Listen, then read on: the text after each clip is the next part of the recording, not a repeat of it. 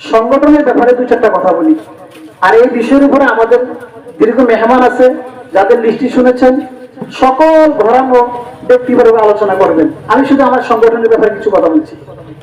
আন্ডাসার union উলামা তলবা ঐক্য পরিষদ এটা কোনো রাজনৈতিক সংগঠন নয়, এটা শুধুমাত্র একটা সেবামূলক সংগঠন। এর কাজ হলো, যেমন এখন আপনি বন্যা দেখছেন, ঠিক বন্যার তো মানুষের পাশে দাঁড়ানো কাজ। যখন দেখবেন মানুষকে দ্বীনের খোরাক দেওয়ার প্রয়োজন, তো ঠিক সেখানে যায় মানুষকে দ্বীনের তরবিয়ত তালিম দেওয়ার কাজ। যখন দেখবেন এলাকায় তবলিগের প্রয়োজন, তো ঠিক তবলিগের মেহনত করারই কাজ।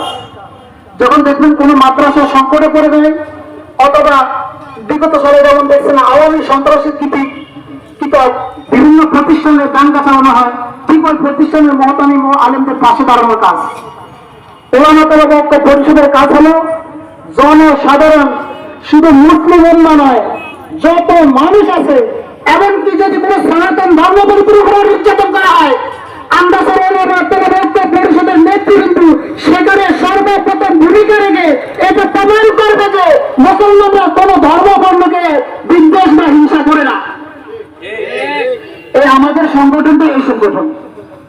যেহেতু আমি সাংগঠনিক সম্পাদক, সংগঠনের ব্যাপারে কিছু কথা বলবো, আরো কিছু কথা বলি। সেটা হলো আমরা ইতিপূর্বে দেখেছি, যেমন দুই চারটা উদাহরণ না দিনই নয়, সম্প্রদায় কেন্দ্রীয় মসজিদের একজন যোগ্য ইমাম ও খতিবকে সম্প্রদায় মসজিদ থেকে সন্ত্রাসী গুন্ডা বাহিনীকৃত নির্যাতন ও অপমানজনক কাজ করে তাদের মসজিদ থেকে বহিষ্কার করা হয়েছে।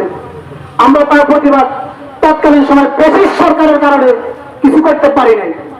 অন্ততপক্ষে এই সন্ত্রাসের ব্যবসায়ীদের দৃষ্টি আকর্ষণ করছি, তাদের কর্মকারে আমাদের এই বার্তা অবশ্যই অবিলম্বে সন্ত্রাস কেন্দ্রীয় মসজিদের খতিবকে পুনর্বহাল করতে হবে, অন্যথায় উলামা তলবা ঐক্য পরিষদ কার্যকরী ভূমিকা পালন করবে।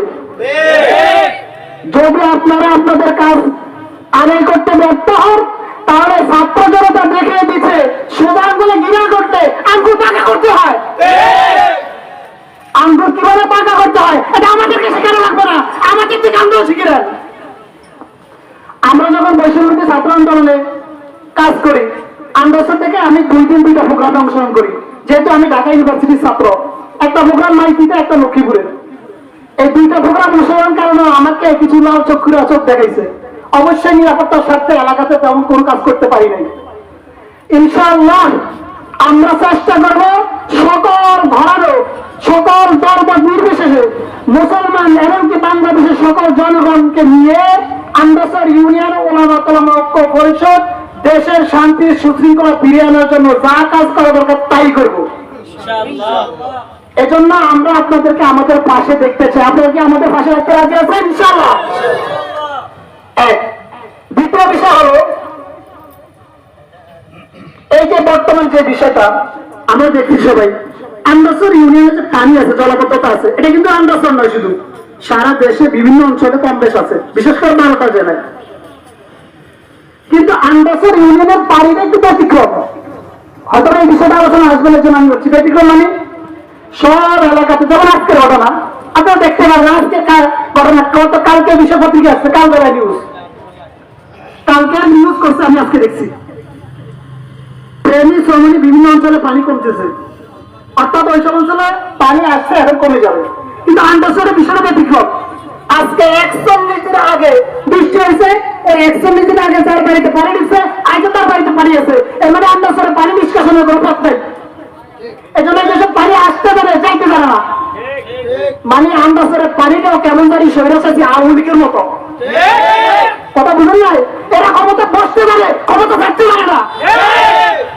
বা আন্ডাসারের খালগুলোতে কারা জব্দ করে রাখছে, খালগুলো কারা বাদ দিয়ে রাখছে, কাদের সাথে কালপাট করা হয়েছে, কারা বাড়ির দরজাতে প্রত্যেকে খালকে বন্দি করে রাখছে, এটা আমরা দেখতে চাই।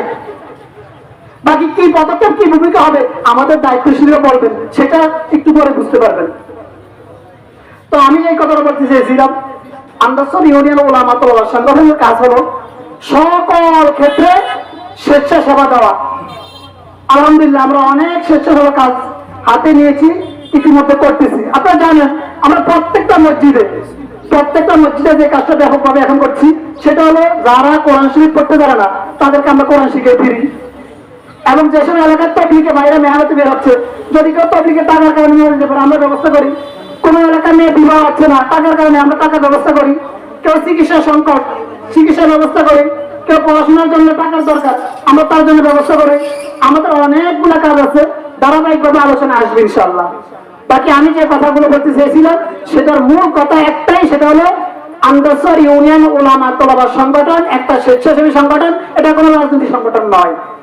এরপরে যেটা বলতে চাই, যদি এই সংগঠনকে নিয়ে কোন মতবাদরা, কোন দলরা, কোন গোষ্ঠী পায়তারা করতে চান, তাকে উচিত জবাব দেওয়া হবে। আমি আমার এই সংক্ষিপ্ত কথায় কোন শব্দ চয়নে ভুল করে থাকলে কিংবা লজিকগত কোন ত্রুটি থাকলে আমাকে ক্ষমতার দৃষ্টিতে দেখবেন। আসসালামু আলাইকুম ওয়া রাহমাতুল্লাহ।